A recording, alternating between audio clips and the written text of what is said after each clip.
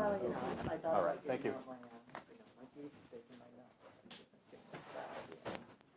can try. Eating.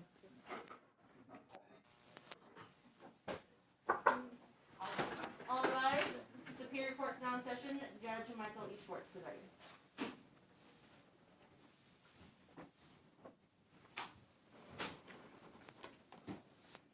Thank you. You may be seated.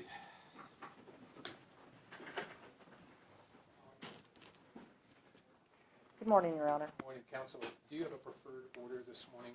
Yes, my understanding is that they're going to be in alphabetical order, so we're going to start with Mr. Burbank. Okay. And does the court have a preference as to whether I maintain a mask or not? Let's check with Jessica and the people around you first. I'm vaccinated and I'm fine.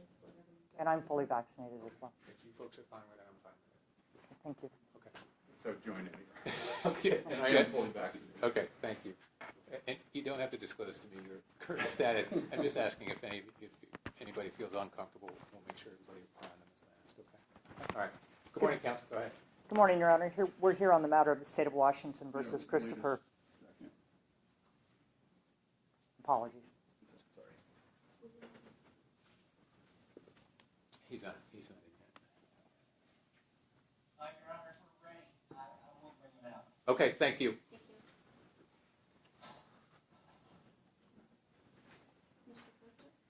Mr. Burbank? Fricky. Fricky. You can log in to the computer. Sir. Christopher Burbank. All right. Good morning, Mr. Burbank. We'll wait for Mr. Fricky to get signed in. Mr. Burbank, can you hear clearly? Yes, Your Honor. All right, thank you.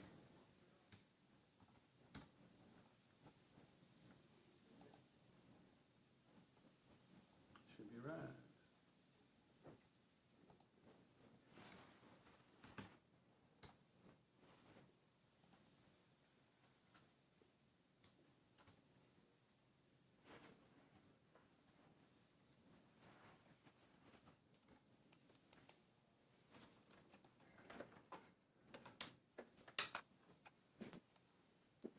You all signed in, Mr. I am. All right, thank you. Sorry about that. Counsel, you may proceed. Thank you, Your Honor. Good morning. We're here on the matter of State of Washington versus Christopher Shane Burbank, cause number 211-01286-6. Mr. Burbank is present on video. He's also present with counsel. My name is Patty Eakes. I am a Special Assistant Attorney General, as well as Kent Liu, who is also present for the State of Washington. We're here for an arraignment of Mr. Burbank, who's charged in 2 counts. Count 1, he's charged with murder in the 2nd degree, felony murder, and in count 2, he's charged with manslaughter in the 1st degree. For the record, as pointed out by counsel, the defendant is appearing remotely by video. He's indicated that he can hear these proceedings clearly. Is that accurate, sir? Yes, Your Honor. All right, very good. And that this matter is being streamed to other places within the courthouse, as well as being streamed live on the court's website. I want to caution that no recording of these proceedings may occur from the court's website itself. All right? Thank you. You may proceed. Thank you, Your Honor. I believe Mr. Fricky might want to make an appearance. Your Honor, if I may please the court, Wayne Fricky, I'm making a limited appearance along with Brett Purtzer from my office this time. I'd also let the court know that Mr. Steve Myers, who's been representing Mr. Burbank and been involved in the investigation out of Portland, Oregon, he is an attorney, is likewise present. All right, thank you. Mark, good morning. Your Honor, I believe that counsel has received a copy of the information as well as a certification for determination of probable cause. And I would ask if they would acknowledge receipt of those documents and prepare to enter a plea on behalf of Mr. Burbank. Yes, Your Honor, we have received the copies of the information as well as the affidavit of probable cause. We've waived reading of the information, had an opportunity to discuss it with Mr. Burbank yesterday in my office. We waived reading of it and enter pleas and not guilty at this time. All right, thank you. The court has reviewed the declaration for determination of probable cause. I am finding probable cause for the charges listed in the information. The court will accept the pleas of not guilty of the defendant. If we could go next to request for conditions, please. Yes, Your Honor. The state is asking for bail in the amount of $1 million. We acknowledge that while Mr. Burbank may not have any criminal history, given the severity of the charges and the potential penalty that he is facing, we believe $1 million bail is appropriate. In addition, we understand it's consistent with what charges that are filed of this nature in Pierce County, so we're seeking bail in that amount.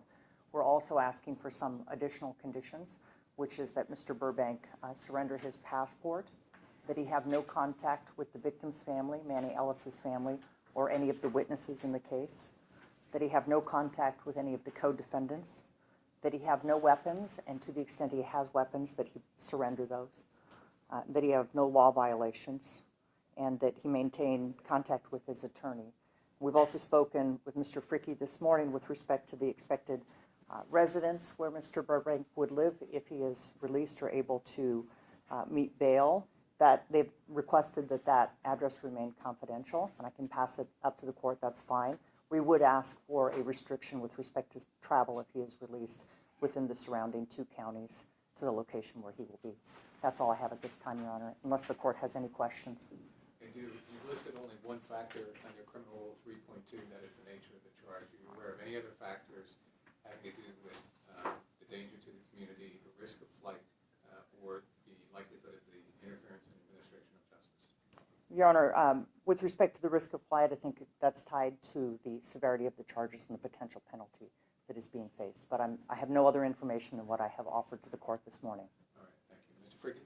Thank you, Your Honor, and I appreciate the court pointing that out. So the $1 million requested, I think it is exorbitant. I've been involved in this system here in Pierce County as well as the entire state for over 30 years. I know prior to you becoming a judge, you know the system very well, and as a judge, obviously.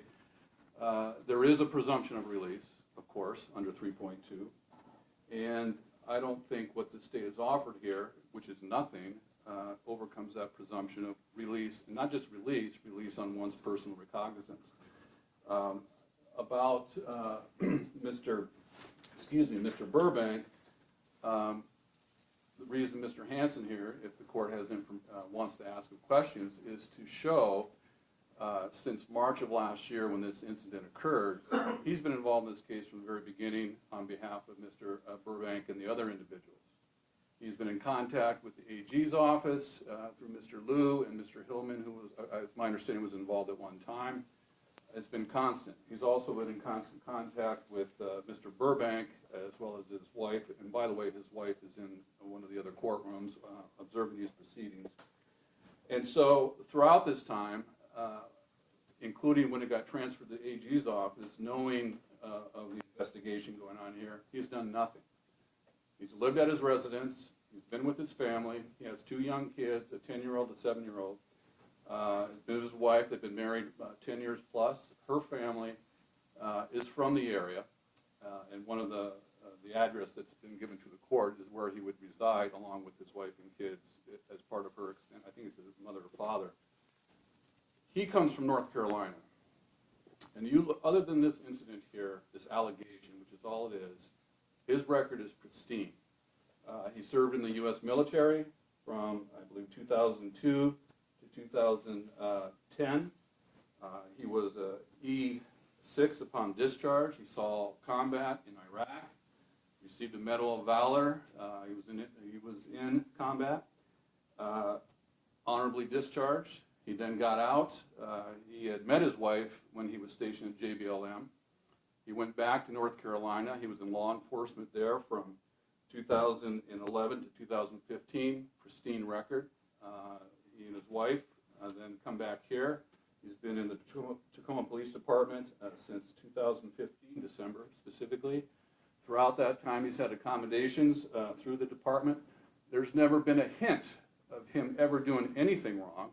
In fact, it's quite the opposite. And notwithstanding the fact the court, of course, found probable cause, his record, with the exception of this only allegation, which will be, we're disputing it, obviously, and it's going to be litigated pretty heavily throughout the course of the representation of this case. But there's nothing to suggest he's a risk of flight. There's nothing to suggest, nothing has happened over the last 14 months that he's going to try to intimidate witnesses. And there's nothing to suggest that he's ever going to commit a crime. He didn't commit these crimes. So they haven't overcome the presumption of release on personal recognizance. If the court feels the charge itself is enough, there are certainly conditions of release that would make, I think, a comfort to the court. And we certainly have no objection to handing over his passport. But he's going to follow the conditions of release. He's going to make his court appearances. He turned himself in yesterday, and this was arranged. I mean, if these guys are going to run, and he specifically, that would have occurred in the last 14 months. If he was going to intimidate witnesses, that would have occurred in the last 14 months. None of that has happened. I, of course, don't know how this is going to play out logistically with the trial date and everything, but I'm not going to, I guess I haven't talked to the other defense attorneys about that, but as far as the no contact with the other defendants, I would suggest that there should at least be an allowance that if the attorneys are present and need to have group meetings, that they be allowed to have contact in that context at a minimum. So, and again, I haven't spoken to other counsel, but I didn't know that was going to be brought up. So, Your Honor, again, a presumption of release, I don't think it's been overcome. If the court is inclined to have any bail, I would suggest nothing more than $50,000, and certainly, obviously, I don't think any is warranted, but it should max out no more than $50,000. And that's based on my experience on cases in this county over the 30-plus years. I've seen bail, the million that they've mentioned, but I've seen PR cases too. And 50,000 and less, PR specifically, would certainly be within what has occurred in this courthouse. Thank you, Your Honor. If you have any questions of me or Mr. Myers, happy to try and answer them. I don't, thank you. Counsel for the state, my understanding, and this is just from the news I read, was that warrants were issued for all three defendants. Is that right? That's correct. In particular, with regard to Mr. Burbank, did he then surrender himself? I am not entirely clear, Your Honor, because the State Patrol handled the arrest, but I believe that the State Patrol got in touch with his lawyers and made arrangements to meet them for surrender. That's essentially what my question was. I can answer specifics. I drove him out there, Your Honor, Okay. to the district office in South 1 and 12th, or whatever the address is out there, All right. at approximately 3 o'clock. All right, thank you. I want to make clear what the conditions are so that Mr. Burbank understands what the conditions are, as well as my reasons therefore. There is a requirement under Washington law that the proponent of conditions of release come to the court prepared to articulate the factors under Criminal Rule 3.2. Counsel for the state has, I think, clearly articulated that they're asking for $1 million bail based on two things. One has to do with the nature of the charge. Second, at least in her knowledge, that's what is generally set forth for bail in these types of cases. I'm discarding the second reason because that's not a particularized appreciation of this particular defendant under these particular charges. As to the nature of the charge, as well as what's set forth in the affidavit of probable cause, the court agrees it's a serious violent offense, and for that reason, there should be some bail set. I also want to point out that, as articulated by defense counsel, 1, Mr. Burbank turned himself in. 2, he has no criminal history whatsoever. 3, he has significant ties to the community. And 4, there has been no other evidence brought before this court this morning indicating that he's either a risk of flight, a danger to the community, or a danger to interfere in the administration of justice. Based on that, the court's going to set bail at $100,000. The other conditions will also apply, Mr. Burbank, and those conditions are you're going to surrender your passport, not going to have any contact with any witnesses and or the victim's family. You're not to possess any firearms in this case. Pending resolution of this case, you have law-abiding behavior. You are not to have any contact with the co-defendants unless the attorneys are present, because oftentimes in cases like this, there will be joint meetings of the defense. I don't want to prohibit them from doing that. Your travel is restricted to the two neighboring counties where you're currently residing. That address will not be made public as requested by both the state and the defense here. Thank you. Any questions about the conditions? No, Your Honor. Your Honor, I've just handed up the address that I understand Mr. Burbank will be residing at.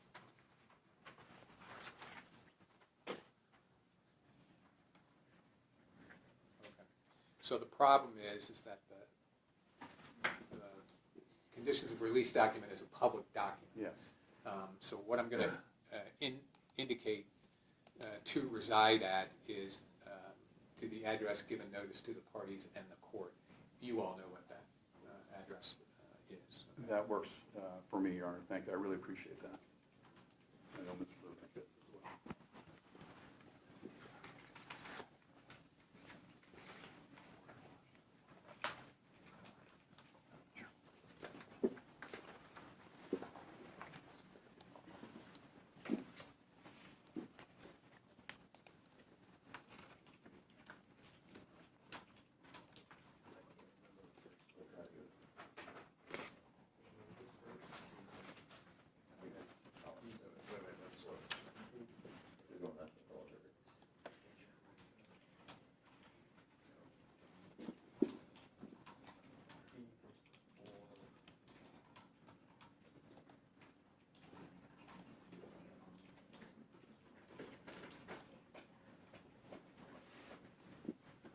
Okay.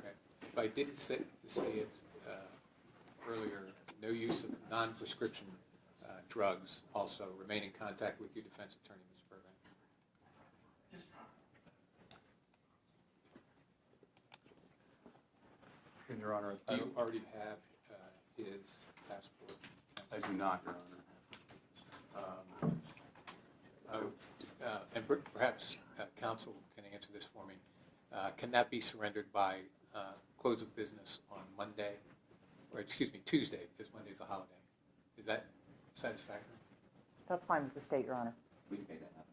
Okay, so by June 1st. Are you talking about the passport, Judge? Yes, sir. Yeah. Yeah, it needs to be surrendered to the court. Do it Yeah. filed with on the file. Okay. Correct, correct. All right. Would that be under seal as well, Judge? When it's held, it's not a public document. And Your Honor, I'd be on the, I don't know if you're there yet, or you're probably not, but on the scheduling order, we'll need to set a return with attorney. Right. Okay. Hold on, let me make sure that it's been a while since I've been in that place. Return of attorney. Your Honor, I'll be taking care of that on the schedule order. Okay, that's good. Jessica, I'm getting an error message on order establishing conditions of release. When I click on judicial official, Yes. it says there are no release conditions established. I'm fine with that too, Your Honor. Maybe it's okay.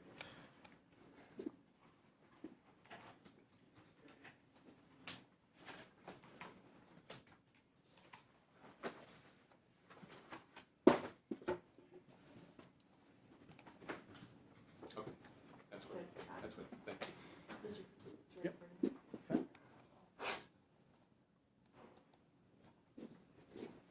And the order caution is ready. Okay, great, thank you.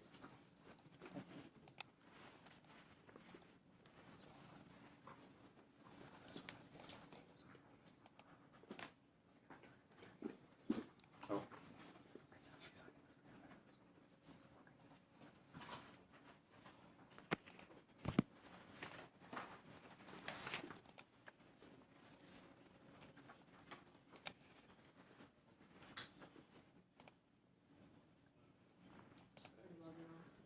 No, it says not started. Am I good? Your Honor, in courtroom participants on the ECHO infrastructure right now, I'm not seeing you as a courtroom participant yet. Possibly closing out and re-signing in would get you connected to the stream. Okay.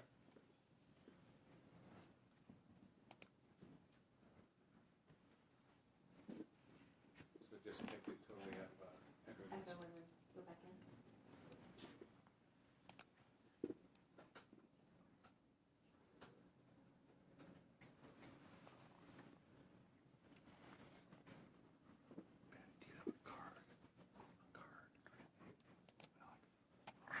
I don't think I do right now. Sorry. But I'll send you an email. Okay, I'm not seeing.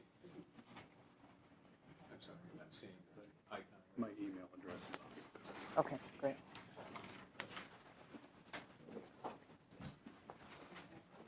No, go ahead. Better you than I. Oh, it's not attached. That's how I did it. Okay. It was a stand-up last time I was here.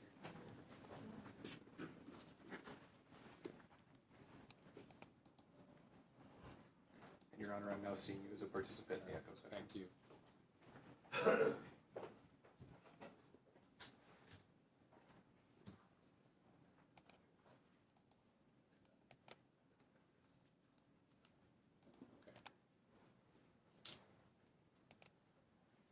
you trying to put a establishing? I'll have to go back. I think I meant to do that, but You tried COVID-19. right, I just put COVID. That's right. Okay. Good?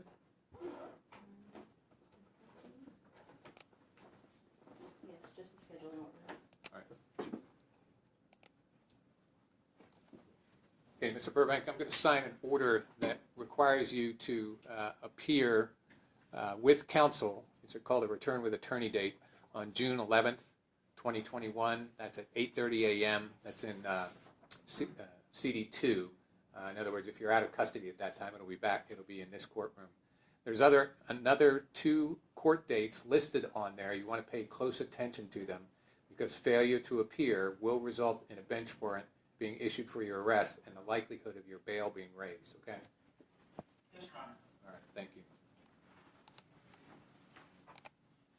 I've signed that one. Am I all good? I think so. Printing the third document, once we confirm that he has those documents then.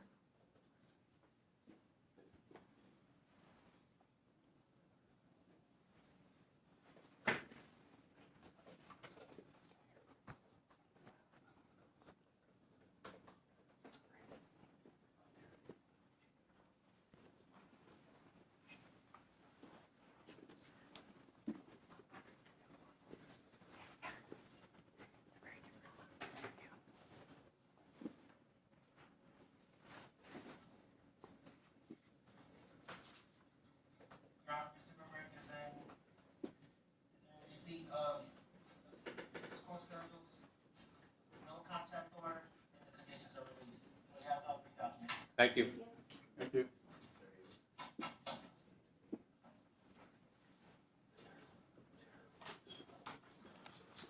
Thank you, Your Honor. Just one's fine. Mr. Collins will be next. Thank you.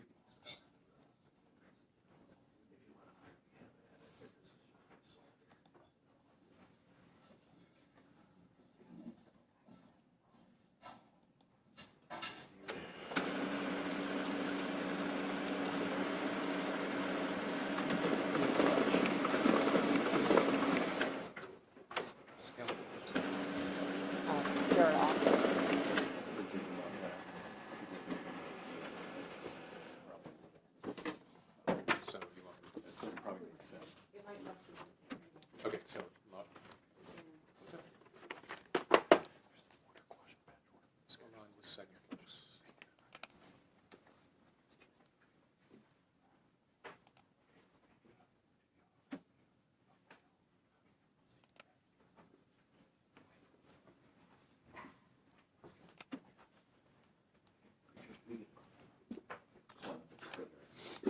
Collins.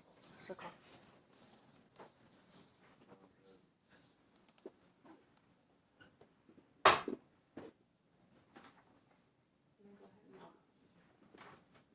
What, when now?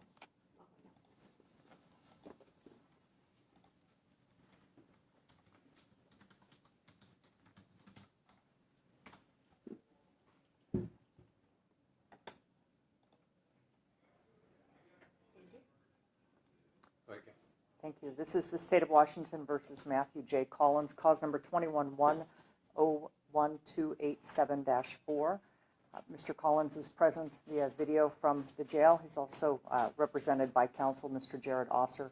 I'm Patty Eakes, Special Assistant Attorney General, as well as Kent Luke here on behalf of the State of Washington.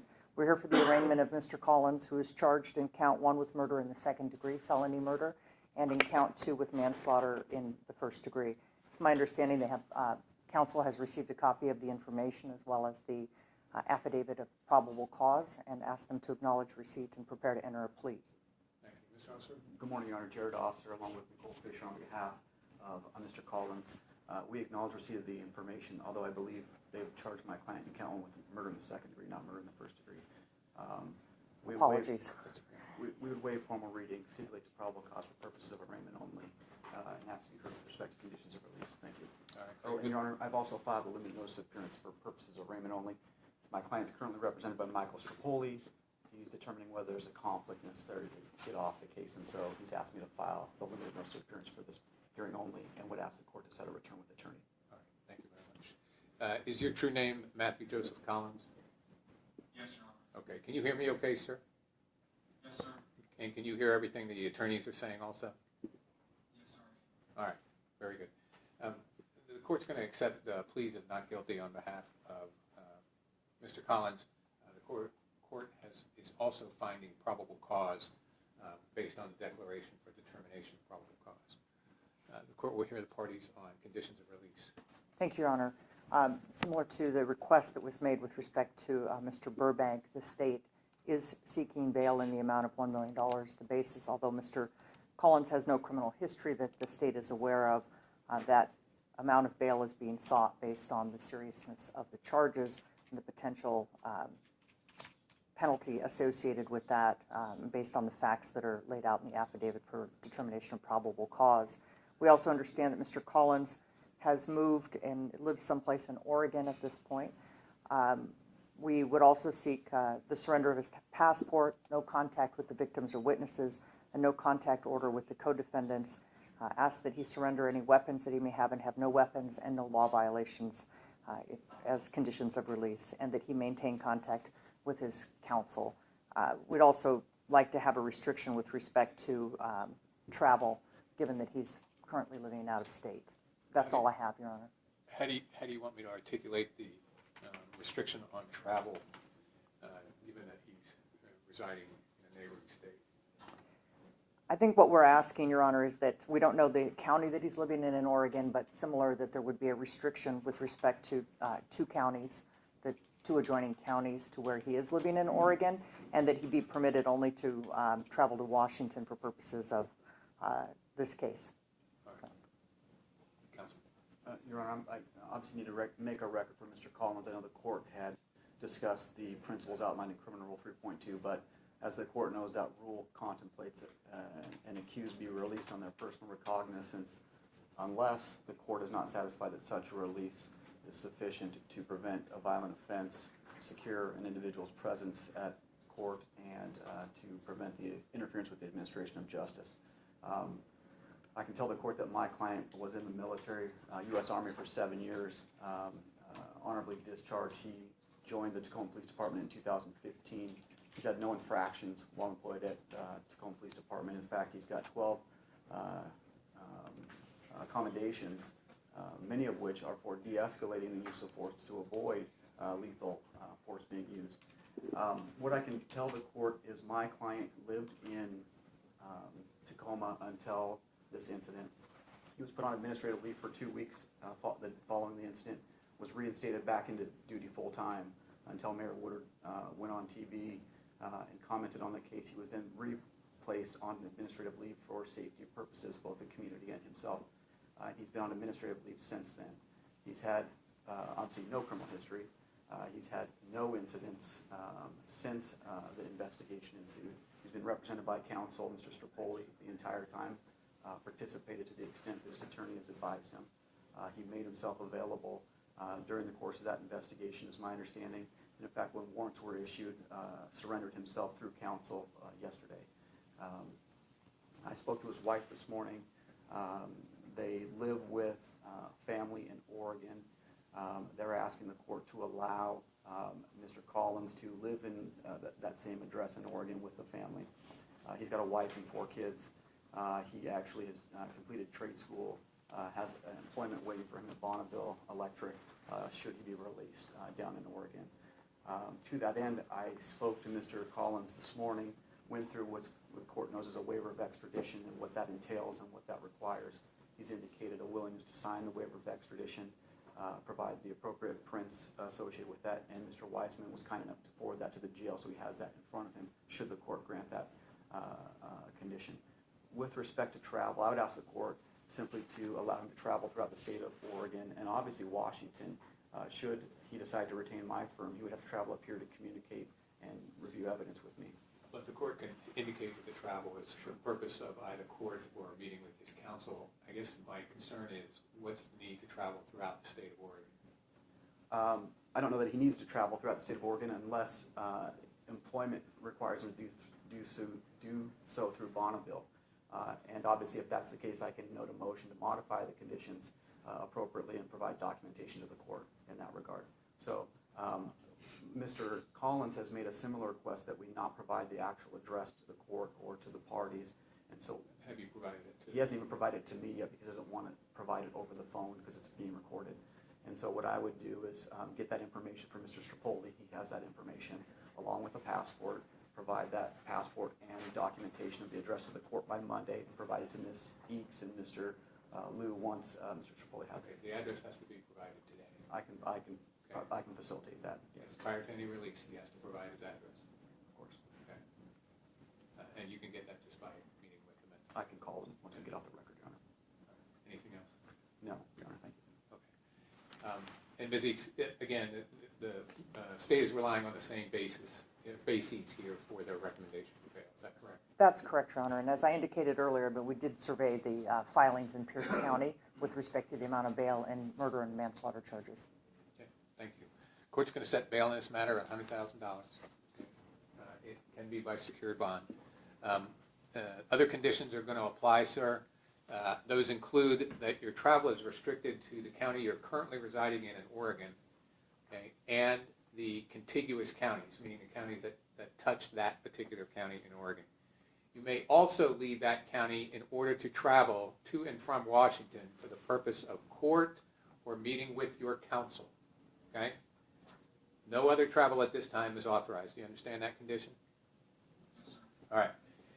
In addition, you're going to surrender your passport, no contact with the victim's family. You may not possess any firearms. You're to have law-abiding behavior, no contact with witnesses, no contact with the co-defendants unless it's in the presence of counsel, okay? And no possession or use of any non-prescription drugs, okay? Do you understand those conditions, sir? All right. And I'm going to include in here that the address has to be provided to the state here before he's to be released, okay? And Your Honor, I don't, just to clarify, I don't know that I heard the court say no contact with the victim's family. I did say that. Oh, I'm sorry, I That's apologize. okay. Thank you. And Your Honor, if I could just ask that the jail make Mr. Collins available so I can reach him telephonically, and then I'll provide that information to Ms. Eakes before he leaves today. And certain, as soon as they get him back to where they have him housed, they'll be able to take that phone call, okay? All right, hold on just a second. Let me finish filling this out.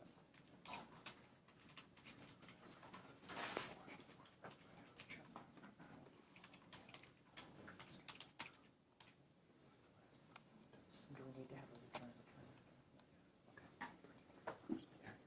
Okay. Yeah.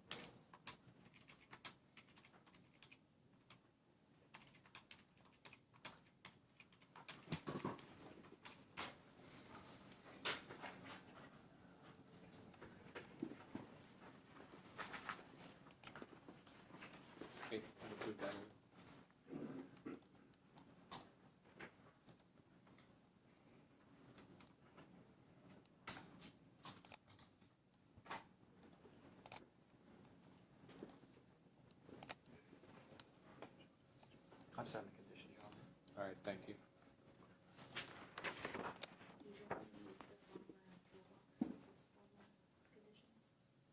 Your Honor, what's Oh, the I P.O. thought I box? took it off. Yeah, do you want me to call it back up? On the defendant's information, yeah.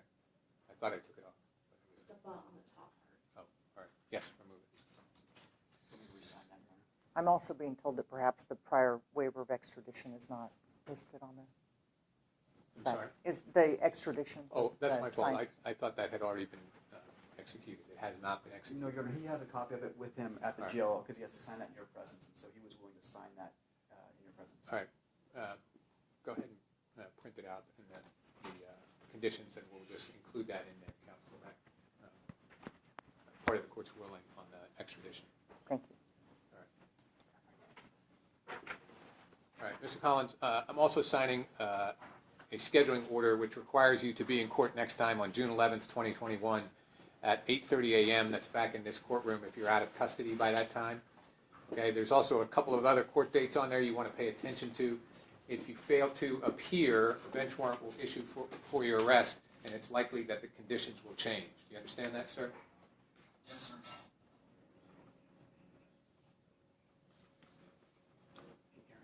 Did you send that down to him already? Oh, you saw me, okay. I didn't, yeah. Well, he would be providing fingerprints for everything else, so. Oh, okay. Aaron, can we inquire whether Mr. Collins has provided the prints and signed the waiver in front of Your Honor? I know it was sent down there. I don't know if he actually did that. Yes, sir, I have. He's saying he has. Okay, and did you give that to the CO there? Yes, sir. Yes, Your Honor, it should be back down, in the courtroom. It's already been signed. Okay, all right, thank you very much. Thank you, Your Honor. Okay, so I've just included that on there, but indicated it's already accomplished. Thank you. And then on the review order, if you could sign on the order. Okay,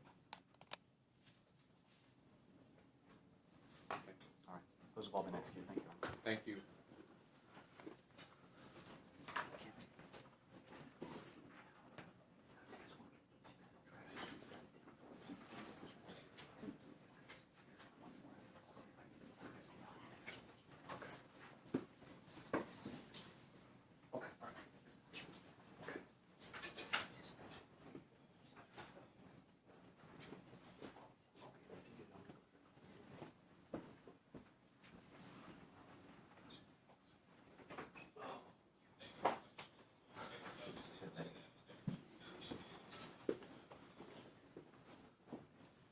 Are we ready on the next case?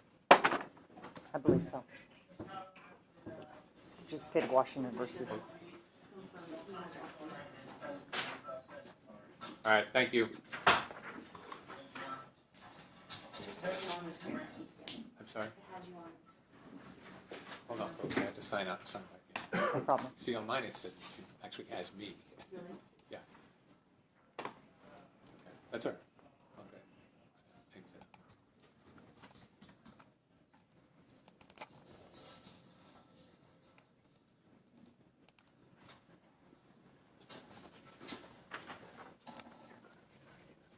Your Honor, this is Timothy Rankine. Thank you.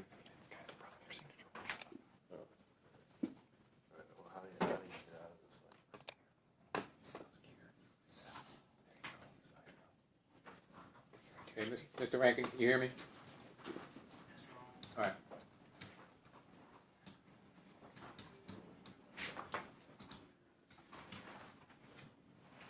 You may proceed, counsel. Thank you, Your Honor. We're here on State of Washington versus Timothy Eugene Rankin, cause number 21-101-288-2. And we're here for an arraignment. Mr. Rankin is present on video from the jail, as well as his counsel, Mr. Brian Hirschman, and Patty Eakes, Special Assistant Attorney General, and Kent Liu on behalf of the State of Washington.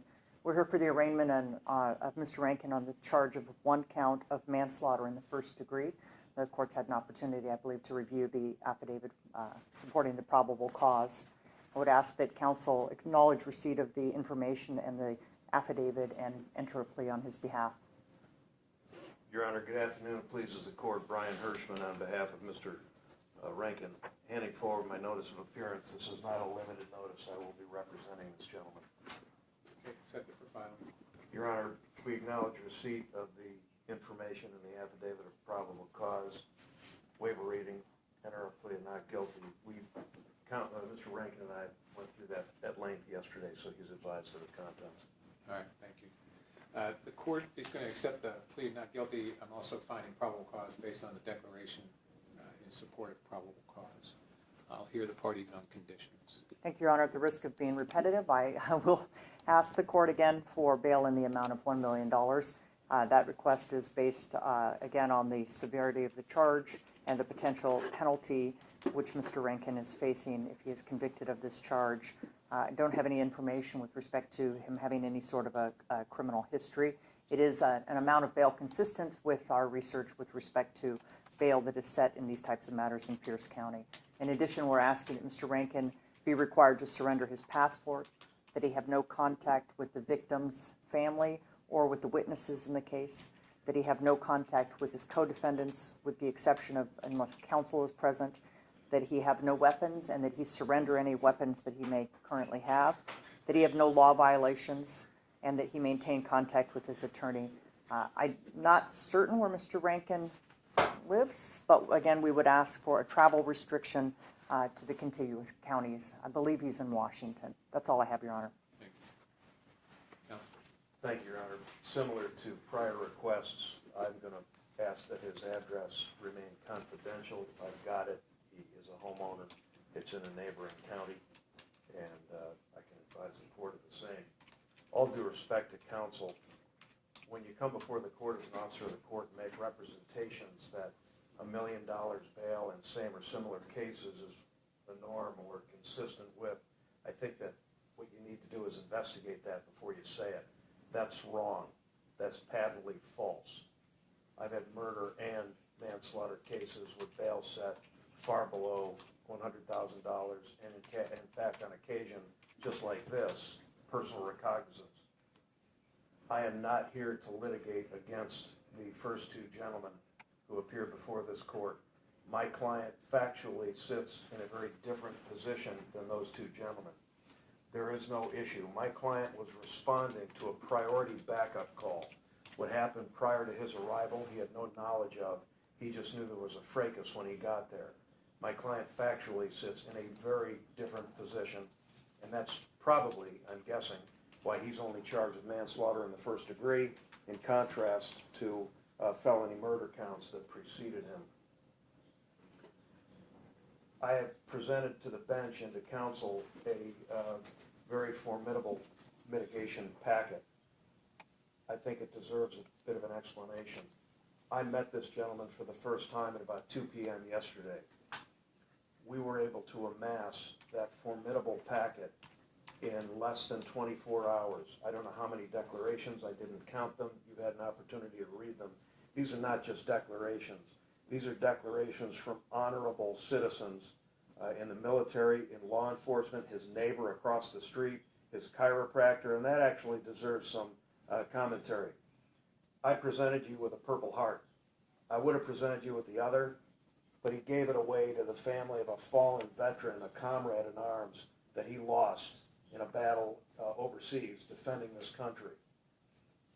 I defy this bench to find, or the state, to find anybody who will say anything about this gentleman other than the fact that he's not just human, he's superhuman. He has in every way established himself as a redeeming member of this community. As a matter of fact, at 13 years of age, when 9/11 happened, he told his parents he wanted to enlist in the United States Army to defend this nation at 13 years of age. That was an interesting process because when he was in high school, a dumbbell was in the process of falling on a football coach. He put his hand in the way to avoid serious injury to the coach, cut his thumb off. He had to get a waiver to get into the U.S. Army because of that injury. And we're currently looking for that coach so he can verify what I just told you. I can always tell the people who've been injured seriously in battle. They're the people who don't tell me about their injuries. And I spent, I don't know how much time with this gentleman in my office. It was his family who had to tell me that his military vehicle was blown up by an IED He compressed his spine and lost his hearing. And that's why the chiropractor has gotten to know him so well and wrote that email that you received today. 3-2 considerations were aptly stated by the bench. It's the state's burden, not ours, to establish that he's either a risk of flight or a danger to the community. The order is clear. You have to set the least restrictive conditions in order to assure those two objectives. There is nothing that would suggest an issue with either of those two. Quite the contrary. Yesterday I was in close contact with 3 different officers at the Washington State Patrol. I'm going to say 10 to 20 phone calls in all. I invited and you know where my office is. It's kitty corner from the courthouse. My client was in my office. I invited WSP to my office. They politely sat in the lobby. The client and I finished an appointment for about an hour. I escorted the client downstairs. He shook the hand of both troopers. They walked him across the street. And when he did that, he knew he might not be getting out of custody. And he very politely and appropriately surrendered himself to the state of Washington. Your Honor asked a question, and that is, was a bench warrant issued in this case? I kind of take offense to it. After 12 plus months of working with attorney Steve Meyer to my left, who's got a file on the floor of his office that's 2 feet tall as a result of the multiple communications he's had with these 2 AGs and others. After 12 plus months, a warrant is issued, not just issued, but issued yesterday, as opposed to a polite phone call saying, could your client show up at the jail or show up in court tomorrow? Curiously, the only other time I've had that done in the last 5 years is with another law enforcement officer in a high publicity case after a 6 to 12 month investigation. We eat our own in this business, apparently. So with a warrant being issued, less than a matter of hours later, we appeared and turned ourselves into WSP in the Pierce County Jail. My client's 32 years of age. He resides, as I've said, in a neighboring county. Present today in court is mom, dad, and sister. They're seated behind me. My client's single. He has no children. He lives in Bothell, Washington. He's been a volunteer in numerous philanthropic organizations. He's been involved in fundraisers for a number of charities. He attended Trinity Episcopal School. He was a standout in football, lacrosse, and track, attended Northern Arizona University. Has no criminal history. All accounts in real estate are local, and he does own his home. There is utterly no reason to not release him on personal recognizance. Again, in stark contrast to the first 2 gentlemen who appeared before this court. This is factually a very different case and a very different defense. Okay, thank you. Confirming again that you're relying on the same basis for your recommendation. That's correct, Your Honor. And I would only say, because I was accused of giving false information to court, the Attorney General's office did extensive research on links with respect to other charges. So I hope the court understands. I have a factual basis for making that statement. I understand it may not be persuasive, but I wanted to correct the record. I acknowledge that as long as I've known you, Ms. Eakes, and known of you, you've always been ethical and respectful and honest, and I wouldn't take it any other way. Thank you. Okay, thank you. All right, court's going to, for the exact same reasons that I set earlier, based on my review of the factors under Criminal Rule 3.2, I'm setting bail in this matter at $100,000. The travel is restricted to Pierce, King, Thurston, and Kitsap counties. He's to reside at the address that's to be provided by the state. You have that, Mr. Hirschman? I do. All right, please provide that to the state. How would the court like me to do that? Just put it on a piece of Put paper? it on a piece of paper and hand it to Ms. Eakes. Okay. No contact with the victim's family, no contact with any witnesses, Mr. Rankin, no contact with co-defendants except if you're meeting with them with your counsel present, okay? No other time may you have contact with them. You must surrender your passport. You have till close of business on Tuesday to do so, right? Turn that into your counsel, and then he'll surrender it to the clerk's office. You're to have law-abiding behavior and not possess or use any non-prescription drugs. You understand all of those conditions, sir? All right.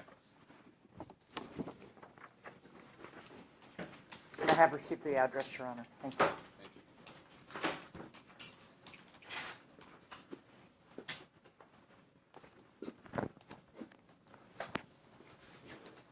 you. Is the order on conditions ready to Yeah.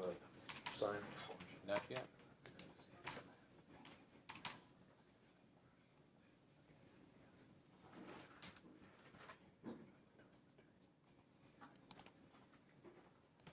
Okay, it's ready now.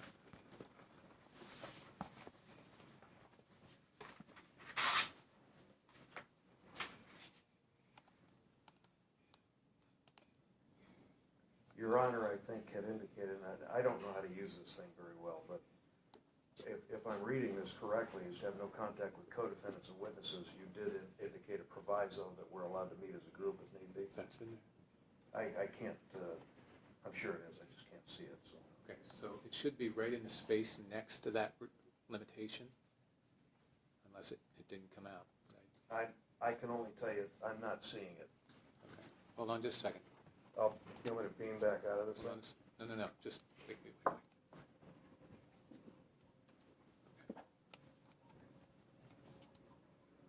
Yeah, it doesn't have surrender passport in there either.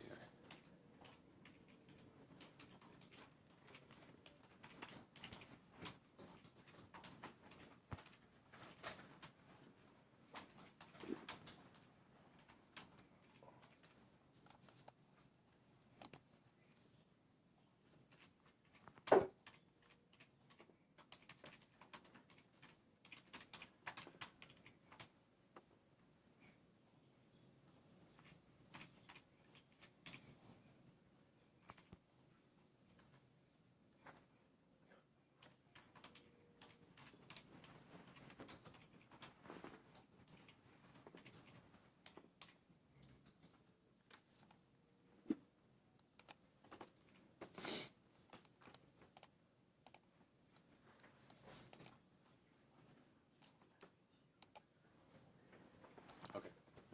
Try it now.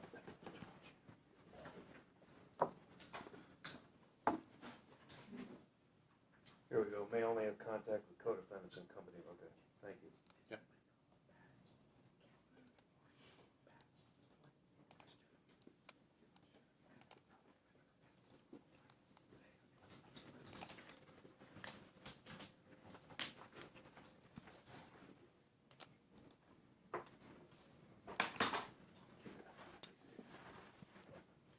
Okay, Mr. Rankin, I'm going to sign a scheduling order here. Your next appearance is set for June 24th, 2021. That's at 8:45, and that's in courtroom 260, which is CDPJ. Okay? There's also another court date on there. You want to pay attention to those court dates, because if you fail to appear, the bench warrant will issue for your arrest, and the likelihood is these conditions will be revoked. You understand that, sir? All right. I've approved that order.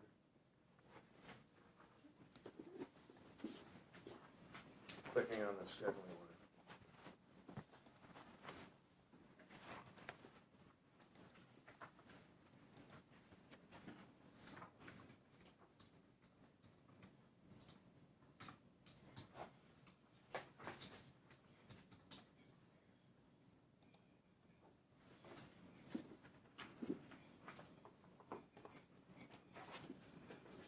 Counsel, can you bring me one extra scheduling order? Actually, a bail order too. Please. Your Honor, I provided Mr. Collins' address to Mr. Liu, so the state is in receipt of that. All right, thank you. Okay, the jail should have all three orders.